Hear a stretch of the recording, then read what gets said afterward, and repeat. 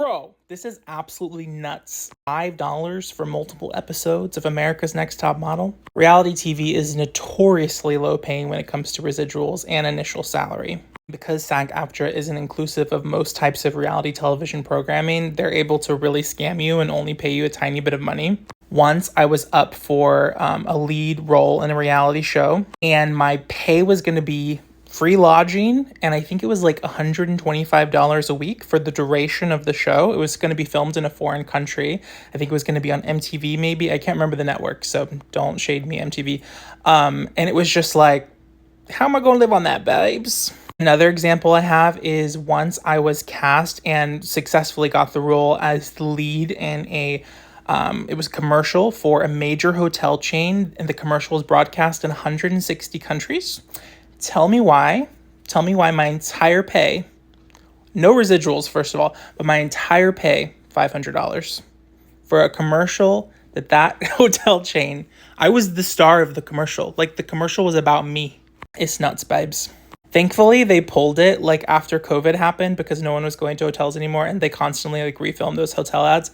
I think I'm still on some billboards in New York for this like one major hotel chain, but this other major hotel chain, and I'm not going to say the names of them because I don't want y'all to look it up. I'm so glad they pulled that commercial because every time I would see it, I would just be like, rage. I can't believe you got my labor.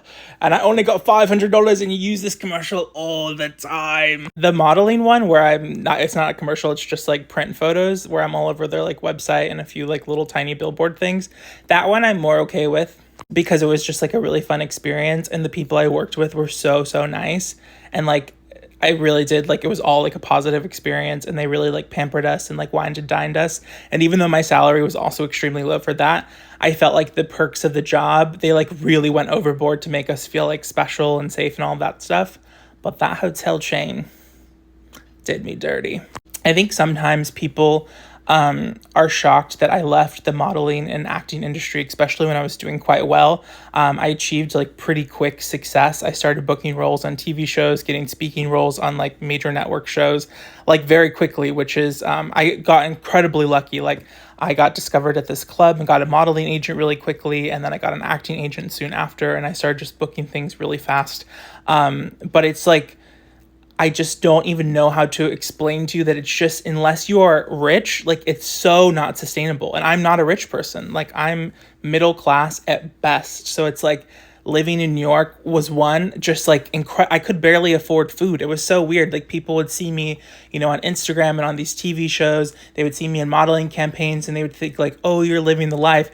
And it did feel like that sometimes because like parts of it were extremely glamorous. Like, you get to meet celebrities. I've met so many famous movie stars and musicians and the whole whatever. But like, and like the parties, I guess, were really fun. But besides that, it's like you're literally poor. So it's like you can't afford to do anything. And so that's why a lot of the people that have a lot of success in acting and modeling are independently wealthy. All of my friends who are famous models, they come from rich families. Like, that's the only way you can sustain yourself through those castings. That's the only way you can sustain yourself through those jobs where you get paid shites. Especially if you're a male model, it is really expensive because they're paid less than the female models, naturally, because the female modeling industry is like so much more lucrative. But it's like, there's so many like input costs. Like, think about it, all of the upkeep. Like, I had to literally work on like my face, skin, teeth, hair, body constantly. So it's like you're putting in all of this money for like supplements, trainers, exercising all the time, making sure you're eating like a perfect diet, making sure you're wearing like the cutest clothes to auditions, all of these different things, making sure you just always have to like look perfect. Always having to go to new photo shoots to get new photo like things done, so that way you always have like this bustling portfolio that's of you in all types of like locations and action shots. And so it's like all of this like input cost up front, and then if best case scenario you get what I got, which is an agent, then it's like you start getting better jobs, building a better portfolio. But it's like, it's just so hard to sustain. Like, I would even book really big things where I'd make lots of money. Like, I was booked on this Amazon show that paid me the most I've ever made from an acting gig. Like, I made something crazy, like $4,000 in one day. And I was just like, wow, this is amazing. But again, like, think about how often I'm working, right? Like, if I book, best case scenario, I was booking maybe like one gig every like 2 weeks. So it's like that 4 grand was great, but it's like I have rent, I have phone bills, I have car insurance, I have all these different things. And it's like I'm already making no money, already can barely afford food. And that 4 grand goes quick, baby. And it's like if you don't book another job for like 2 months, where are you going to go? Where are you going to live? What are you going to eat? And I was incredibly lucky in a great situation where I had people who were like supporting me. I was living with a friend who was letting me pay reduced rent because her mom owned the apartment. So I was like, obviously, an incredibly privileged situation. That's the only reason I lasted as long in the modeling acting industry as I did, is I had a friend who had a central apartment in like Midtown Manhattan that her mom owned. And I got to pay reduced rent for like 2 years while I lived there. And like, if I wouldn't have been able to do that, I wouldn't have lasted like a month. Because, I'm booking all these jobs, having this great burgeoning career, but I'm making no money. On top of that, when you do finally get them big, big gigs where you're like a main character or a recurring character or even just a day player on a TV show, your residuals are such shit that it's like, what you gonna do with that, babes? Literally, what you gonna do with that? What you gonna do with that? Like, what am I gonna do with this $12? I should make like a whole series about this because I've actually had kind of an interesting whole career in that aspect. But then I started switching to more writing, right? I was like, okay, well, acting and modeling, while I'm doing well in this, it's just like I'm not making enough money. Like I literally can't survive. So then I moved to LA. The reason I moved just because I was dating this famous comedian who was really wonderful. I actually really loved him. He was a great guy. And I got to see like the inside workings because he was like a producer for this big show and also like the lead writer on this other show.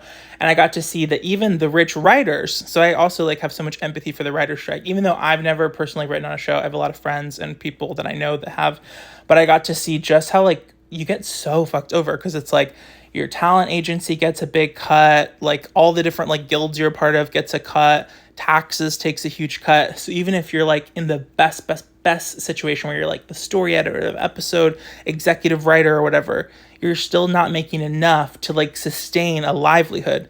He was lucky though, because he gets residuals from that show that are like actually pretty good, but like that's because he was like the top person on the show.